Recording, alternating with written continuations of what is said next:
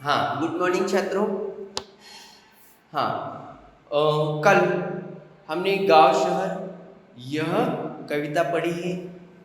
उसके बारे में किसी को कुछ डाउट है तो पूछें, नहीं है तो हम आगे हमारे जो भी कविता रह गई है उसके आगे के दो कड़वे हम कंटिन्यू करेंगे। इससे पहले मैं कल आपको कुछ शब्द वाटिका में शब्द लिख के दिए थे, वो आपने सबने अपने बुक में लिखा है। पीपल यह पेड़ का नाम है। परमेश्वर, परमेश्वर इसका मतलब परमेश्वर एक नाम है, भगवान का नाम दिया है। आलम का मतलब है दुनिया, जगत, जगह, जहान। समझ में आया? दुनिया, जगत, जहान। समझ में आया सबको? ये सबने लिखा है, लिखना जरूरी है और लिखो।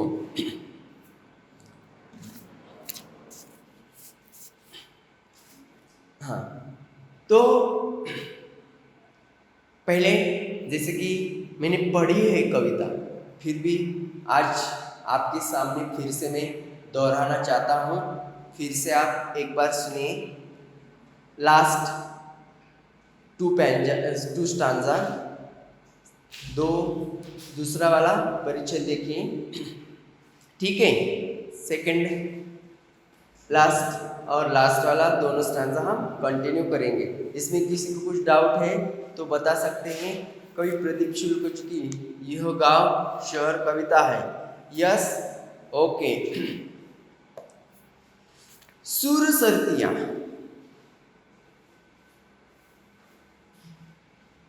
सुर सतिया के दोनों लड़के सूरत गए कमाने। देखो, सूरत गए कमाने। सुर सतिया के दोनों लड़के सूरत गए कमाने, गेहूं के खेतों में लेकिन गिल्ली लगी घमाने। गिल्ली खुर, गिल्ली, गिलहरी। गिल्ली का मतलब होता है गिलहरी।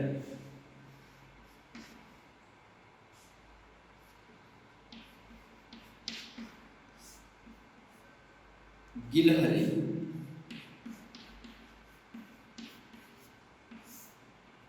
गिलहरी का गिलोर बोलते हैं हम उसको।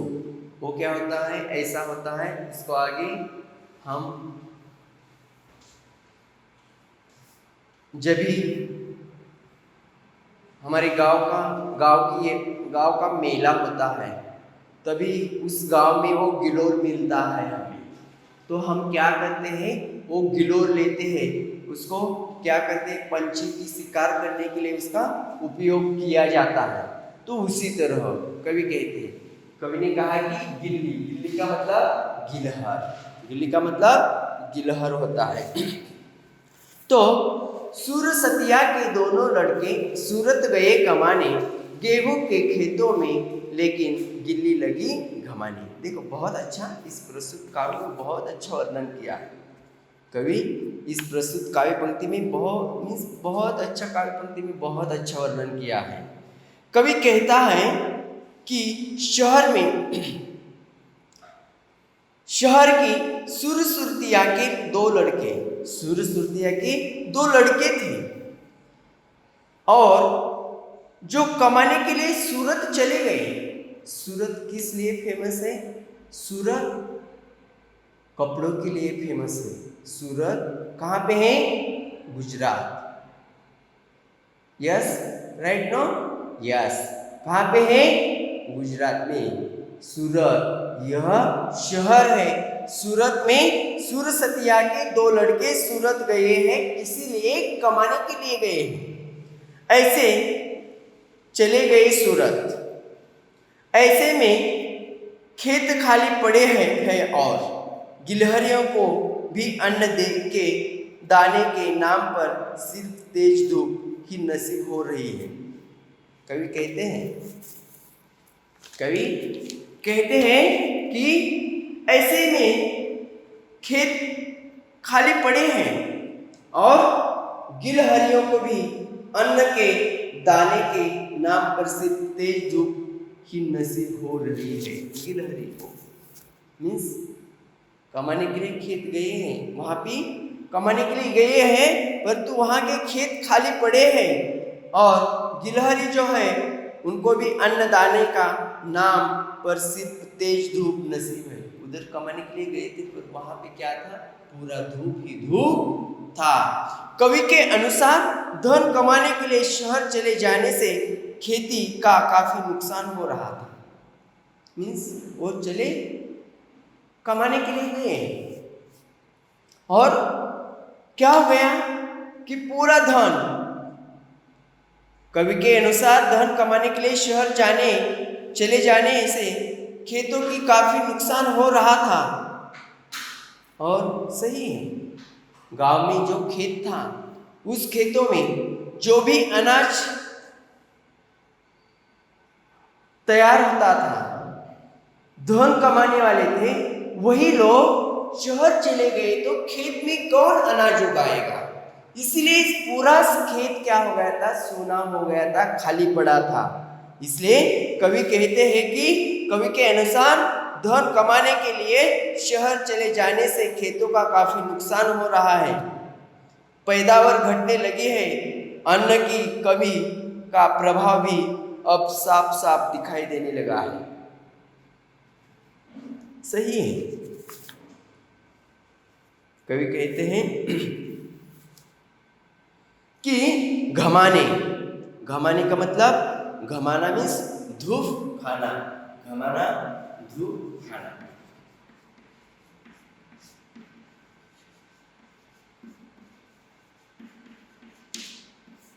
तो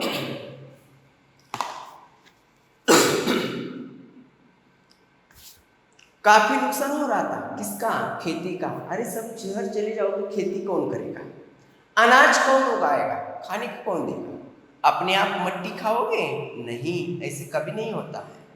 तो वही खेती करने के लिए तुम गांव में नहीं रह गए तो क्या खाओगे, पैसा खाओगे, नहीं, पैसा कोई खाता है। जैसे खेत शहर में आते हो तुम, शहर में आने के बाद आपके पास बहुत नोट है, दुकान में अनाज नहीं है, खेत दुकानदार को पैसा दे दो और तुम अनाज खरीद लेते हो। तो वो दुकानदार के पास अनाज कहाँ से आता है, खेत से ही आता है ना, खेत से ही आता है, खेती से ही वो धन आता है, खेती से ही वो अनाज आता है। फिर हमने जो कमाया है उसको हम दुकानदार को, उस दुकान वाले को पैसा देते हैं और माल खरीदते हैं। ऐसा है, मेरी नौकरी हो गई, मेरा पगार हो गया, नोट मेरे बैंक में जमा हो गए, मैंने नोट निकाले और खाया, ऐसा होता है नहीं, ऐसा नहीं चलेगा। चलेगा मेरे प्यारे बच्चों, नहीं चलेगा ऐसे, यस नहीं चलेगा। पैसा खाओगे, यस नहीं, बरोबर नहीं खाओगे, पैसा खाओगे नहीं, नोट खाओगे नहीं खाओगे, कागज है वो, तो कागज खा के पेट भरता है का, नहीं भरता है। उसी तरह कवि कहते हैं कि खेती का काफी नुकसान हो रहा है, पैदावार घटने लगी है, अन्न की कमी का प्रभाव भी अब साफ साफ दिखाई दे रहा है। बहुत सारे लोग भूखे मर रहे, अनाज कम हो गया, अन्न का प्रभाव कम दिखाई दे रहा है, साफ साफ दिखाई देने लगा था। इसी तरह कवि कहते कि गांव छोड़कर मत जा। कवि ने कहा, कोई ना कोई कभी ना कभी कहा था कि गांव छोड़कर शहर में मत जा। अभी कोरोना आ गया तो कैसे भाग चले सब अपने अपने गांव। क्यों, क्या है गांव, शहर में चलो, गांव में क्या है क्या नहीं, अभी गांव में सब है, अपना बोर्ड बिस्तर जमा करके सब अपने अपने गांव में भागे। इसीलिए कवि कहते ही मेरा प्रिय गांव, जहां में मेरा जन्म हुआ, जिस मट्टी से मैं बना हूँ, जिस मट्टी ने मेरे को बड़ा किया, उसी गांव को मैं कभी भूलूंगा नहीं, ऐसा कवि कहते हैं। इसलिए गांव छोड़कर शहर जाना नहीं है और गांव को कभी भूलना नहीं है।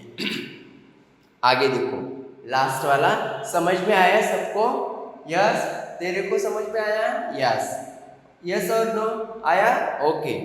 आगे, लगड़ा कर चलती है गैया, लगड़ा कर चलती है गैया, सड़कों ने खा डाले खुर। दीदा फाड़े शहर देखता, गाँव देखता टुकुर टुकुर। गैया, गैया आपको पता है, बताने की जरूरत है क्या? नहीं? वेरी गुड, नहीं बताऊंगा, फिर भी मैं आपको बताऊंगा। गैया मीन्स गाय, गैया मीन्स गाय। ये गाय क्या देती है हमसे? दूध। क्या देती है हमसे? गाय दूध देती है। शहर में किसी के पास है गैया? नहीं है। क्यों नहीं है? उनके पास रहने के लिए, खुद को रहने के लिए जगह नहीं। और गैया कहाँ से संभालेंगे वो? गैया संभाल लिया तो उनको उसको खाने के लिए क्या देंगे?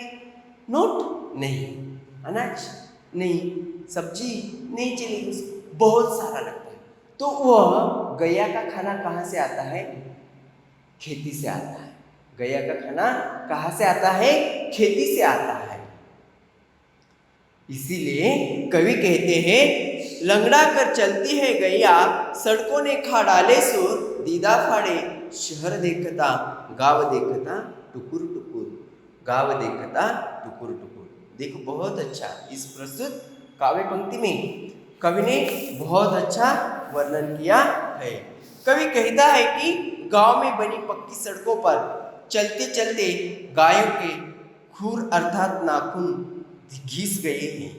जैसे अभी ठाक ठाक हम बोलते हैं, घोड़ा दौड़ता है तो अभी रोड पे चलता है तो ठक ठक ऐसे आवाज आता है, धूप में चलता है तो धप धप धप धप ऐसे आवाज आता है। मट्टी में चलता है, गांव में, गांव के रास्तों से चलता है घोड़ा तो कैसे आवाज? धप धप ऐसे आवाज आता है। और रोड से चलता रहता है तो टक टक टक ऐसा आवाज आता है। इसलिए कवि कहते हैं कि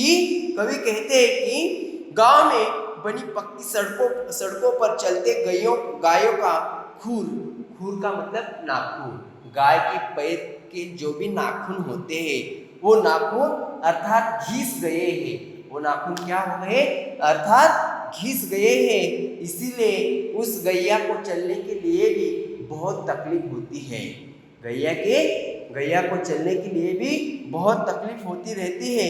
इसलिए कवि कहते हैं कि उसके नाखून घिसने लगे तो आपको गैया की परेशानी होगी और आपको दूध कहाँ से मिलेगा? नहीं मिलेगा। हमें पता है, दुकान में जाओ, एक दूध का पैकेट लेके आओ, बस काम खत्म। इसलिए कवि कहते हैं कि गांव छोड़कर शहर नहीं जाना है। ओके।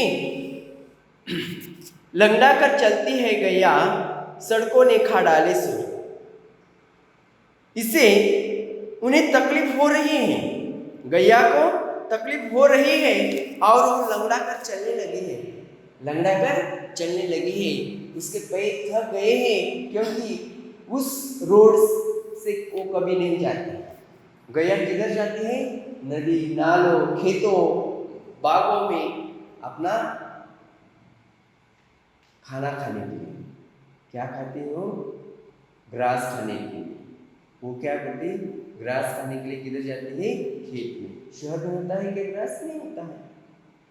तो इसलिए इस गैया को तकलीफ हो रही है और वो लंगड़ा कर चलने लगी है। एक तरफ जहां शहर इस बदलाव को देखकर चकित है, यह बदलाव को देखकर शहर चकित है। शहर भी सोचता है, गांव छोड़ के तुम इधर शहर में मत आओ। शहर भी सोचने लगा है कि गांव छोड़कर तुम शहर में मत आओ। इसलिए एक तरफ जहां शहर इस बदलाव को देखकर चकित होना, उत्तेजित होना, आश्चर्यचकित होना, वही दूसरी तरफ गांव भी हैरान व परेशान है। यहाँ पे शहर चकित होने लगा है और वहां पे गांव हैरान और परेशान होने लगा है।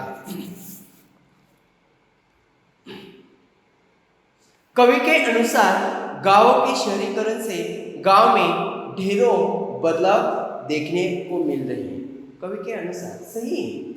आज यही हम पूना शहर का उदाहरण लिया तो पूना शहर काफी शनिवारवाड़े के नजदीक था। उसके बाद अगल बगल के पूरे जमीन पर क्या हो गया है कि बहुत सारा परिवर्तन हो गया है, बहुत सारा शहरीकरण हो गया है। इसलिए कवि कहते हैं कि कवि के अनुसार गांव के शहरीकरण से गांव में ढेरों सारे बदलाव देखने मिल रहे हैं। ये बदलाव जहाँ कुछ हद तक अच्छे हैं। कवि भी सोचते हैं कि कुछ हद तक, जैसे कि बॉम्बे में बहुत भीड़ हो गई है, रहने के लिए जगह नहीं थी। तिल जैसा मीन्स तिल का एग्जाम्पल दिया है, तिल रखने की जगह नहीं थी, ऐसे जगह में जाके वो वहां पे रह गए। तो उसी तरह इस शहर में अभी इस शहर की हद हो गई है, हद तक अच्छी नहीं है, कुछ हद तक अच्छे नहीं है।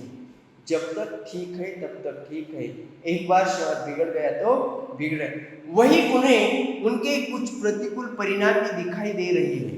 उनके अच्छे भी परिणाम दिखाई दे रहे हैं और बुरे भी परिणाम दिखाई दे रहे हैं। ज्यादा भीड़ हो गई, अभी पूना शहर, बॉम्बे शहर सुना सुना हो गया है। क्यों?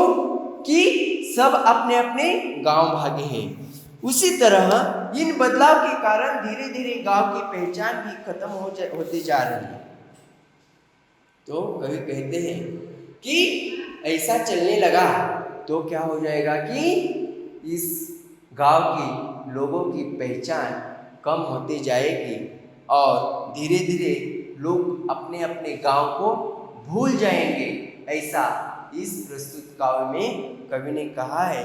इसी तरह इस प्रस्तुत काव्य में कवि जो है प्रदीप शुक्ल, इन्होंने जो भी गांव और शहर के दर्द को दर्शाया है, यहाँ शहरों को भीड़ भाड़, भागम भाग, गांव से शहरों की तरफ पलायन, गांव का शहरीकरण आदि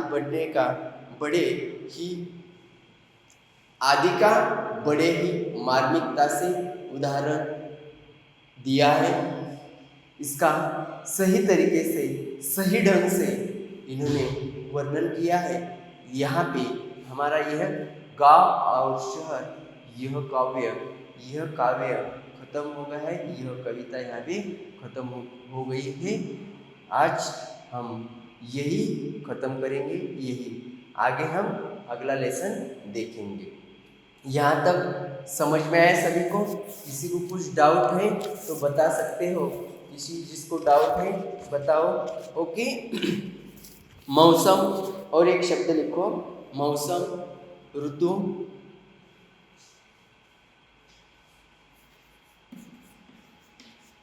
मौसम,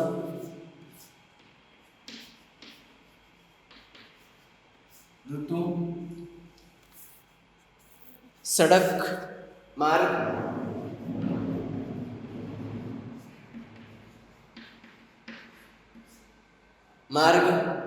शहर, नगर,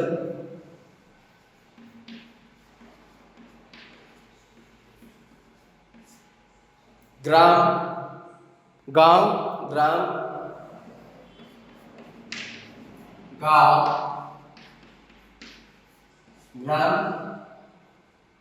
पत्ता, पर्ण,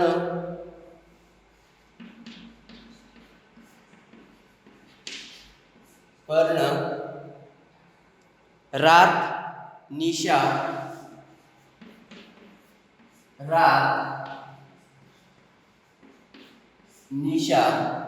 और दीदा मीन्स नयन, आंखें, दीदा, नयन, आंखें। आप सबको यह शब्द जो है, ये सब शब्द आपको लिखना है। मैं आपके लिए 2 मिनट दे देता हूँ। ओके, यहाँ तक समझ में आए सबको? यस, हाँ लिखो।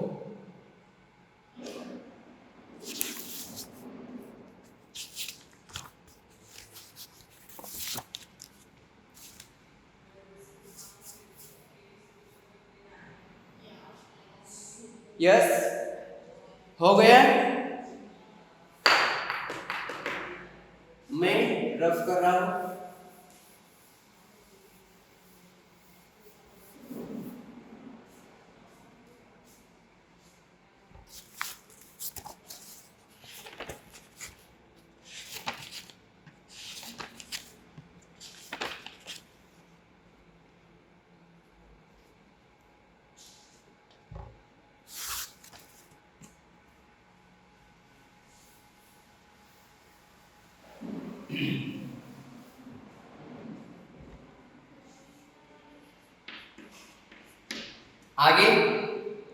हम देखेंगे लेसन नंबर 5,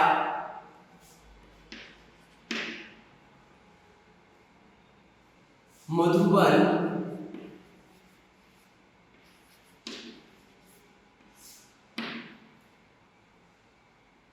लेखक है अनुराग वर्मा।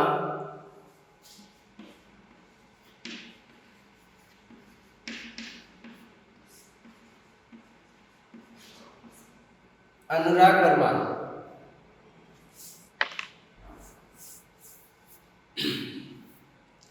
सब अपने अपनी किताबें निकालो। Lesson number 5, page number 11। Okay, ध्यान से सुनो। इस पाठ में लेखक अनुराग वर्मा जी ने मधुबन इस साक्षात्कार के द्वारा अनुराग वर्मा जी ने हिंदी साहित्य के सुप्रसिद्ध लेखक एवं कवि डॉक्टर राजकुमार वर्मा जी का बहुत ही सरल एवं रोचक शब्दों का साक्षात्कार प्रस्तुत किया है। डॉक्टर राजकुमार वर्मा जी के अनुराग वर्मा जी ने अनुराग वर्मा जी ने डॉक्टर राजकुमार वर्मा जी के बारे में कुछ जानकारी दी है। राजकुमार वर्मा जो है, इनके बारे में कुछ जानकारी दी है। बहुत सरल शब्दों में इनका साक्षात्कार किया है।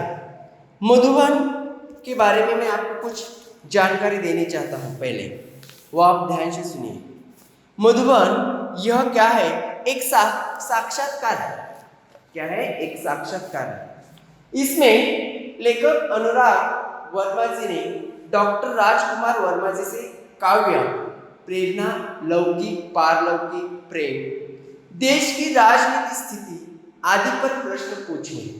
उन्होंने आदि ये जो बातें हैं इनके बारे में, चाहे काव्य हो, काव्य की प्रेरणा कैसे मिली, उसका लौकिक पारलौकिक कैसे मिला, उनका प्रेम या देश प्रेम या राजनीति आदि के बारे में कुछ प्रश्न पूछे हैं। किसने पूछे हैं? इन्होंने अनुराग वर्मा ने राजकुमार वर्मा जी से। तो डॉक्टर वर्मा जी ने भी इन प्रश्नों के बहुत ही सरल शब्दों में उत्तर दिए। डॉक्टर वर्मा जी ने बहुत ही सरल शब्दों में उत्तर दिए हैं। डॉक्टर वर्मा प्रयाग स्टेशन में स्थित मधुबन में रहते थे। डॉक्टर वर्मा जो है प्रयाग स्थित में प्रयाग स्टेशन में स्थित मधुबन में रहते थे और उनका साक्षात्कार लेने हेतु लेखक अनुराग जी ठीक 10 बजे उनके घर पर पधारे। इनके घर पर लेखक अनुराग जी राजकुमार वर्मा जी के घर पे बरोबर लेखक अनुराग जी ठीक 10 बजे उनके घर पर पधारे। करीबन 1 घंटे तक उन्होंने डॉक्टर वर्मा जी से वार्तालाप किया। 1 घंटे तक। कितना? 1 घंटे तक इनके साथ 1 घंटा तो इन्होंने क्या किया? वार्तालाप किया। तो उसी तरह उन्होंने डॉक्टर वर्मा जी से वार्तालाप किया। इस साक्षात्कार में उन्होंने समझाया कि डॉक्टर वर्मा जी ने 1921 में असहयोग आंदोलन में भाग लिया था, इसलिए उन्होंने स्कूल का त्याग किया था। गांधी जी के आदेश का पालन करने हेतु वे आंदोलन में सम्मिलित हुए थे।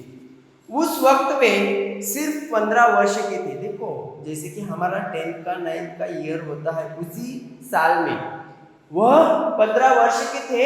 वे राष्ट्रीय ध्वज लेकर प्रभात फेरी निकालते थे।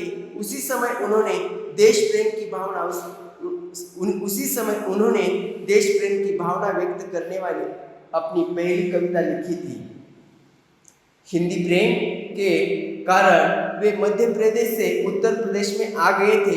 वे प्रेम को एक प्राकृतिक प्रवृत्ति के रूप में स्वीकार करते हैं। सन 1926 में उनका विवाह हुआ था। स्वतंत्रता आंदोलन में सम्मिलित होने के बावजूद भी वे राजनीति से दूर रहे, क्योंकि राजनीति में जो अस्थिरता है वह उन्हें पसंद नहीं थी। उन्हें साहित्यकार के रूप में साहित्य से ही लगाव था कि देश के प्रति उनके मन में प्रेम था। पर जब ये राजनैतिकता अस्थिर होने लगी तो उन्होंने क्या किया, साहित्य में, साहित्य का मतलब क्या होता है, खिलौना नहीं, साहित्य मीन्स खिलौना, साहित्य मीन्स लिटरेचर। तो उन्होंने क्या किया, साहित्यकार के रूप में अपना लगाव लिया, अपना प्रवेश लिया। इसलिए यह मधुबन जाने के बाद उन्होंने कैसे लौकिकता, पारलौकिकता, प्रेम, देश प्रेम और राजनीतिक स्थिति आदि पर प्रश्न पूछे हैं, यह हम क्या करेंगे कि आगे की ताशिका में हम देखेंगे। इसलिए आज की यह ताशिका इधर खत्म हो गई है। आगे के पीरियड में हम यह लेसन कंटिन्यू करेंगे। Okay, thank you.